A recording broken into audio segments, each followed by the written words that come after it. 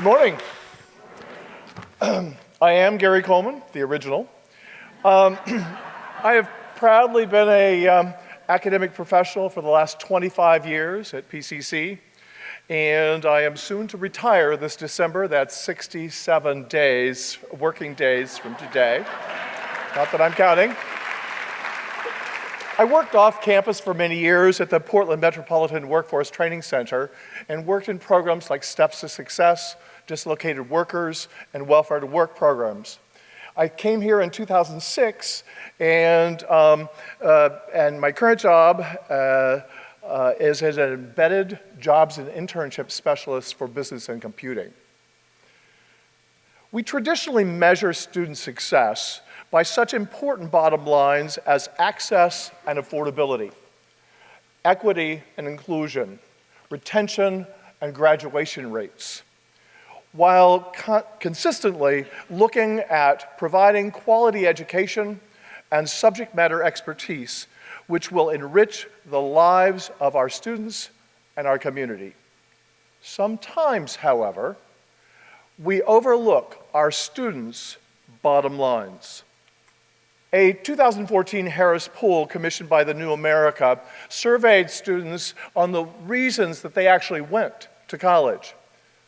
Number one, to improve employment opportunities.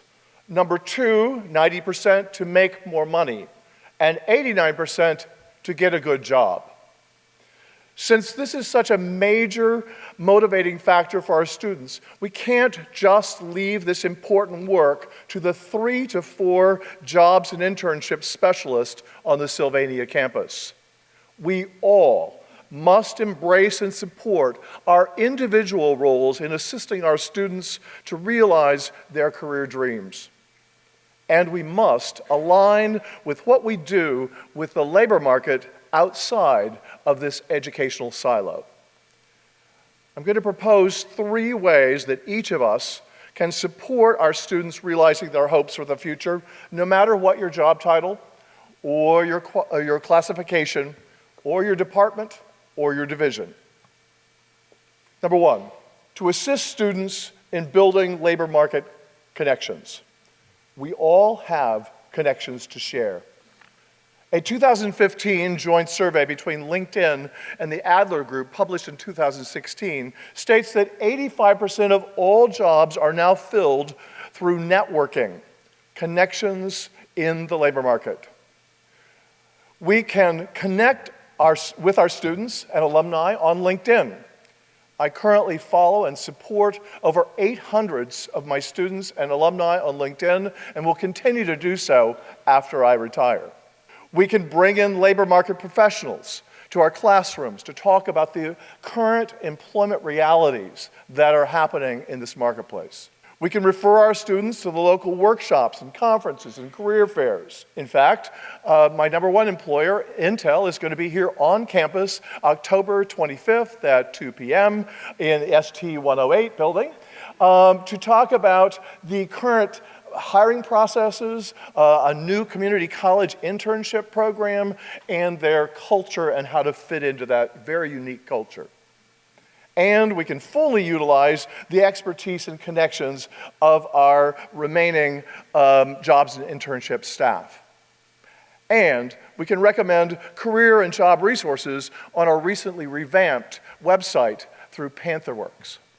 Number 2, promote students getting internships, cooperative education, and jobs. Employers do not just want education. They want education and experience. And this kind of experience will make our students more competitive in the labor market and therefore more successful. I recommend that we encourage all of our students to get experience via internships, cooperative education, or entry-level jobs in their field of interest before they graduate. The Chronicle of Higher Education reported in 2012 Brookings Institute survey that internships are the number 1 important attribute employers look at in evaluating college graduates. That is much higher than a college major, their GPA, or even relevant coursework. Here are three of our hundreds of successful students, now alumni.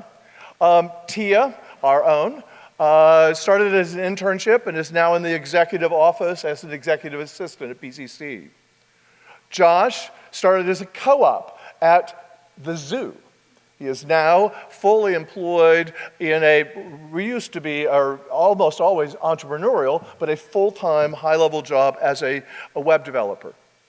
Brian took an entry-level job while in college and is now moved up and is in a software development career. Number three, fully utilize PCC advisory boards. And that's for all departments and all divisions, whether you're in CTE or not. We must partner with local labor market experts to make sure that we are teaching what's relevant, what's current, and what's marketable. One of the best ways to do this is to have a subject matter specific advisory board.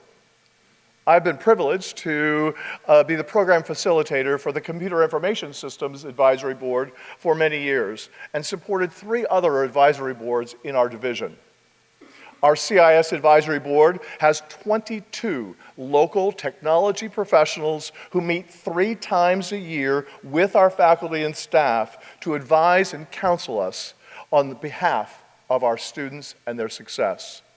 What's your division doing with this important, valuable resource? I want to thank each of you at PCC Sylvania specifically for creating a place and a community that always champions student success and each other's efforts in doing so. Don't forget to support our students' underlying motivations and their real bottom lines. Thank you for stepping up as always, and thanks for a great 25-year ride. I'm out of here.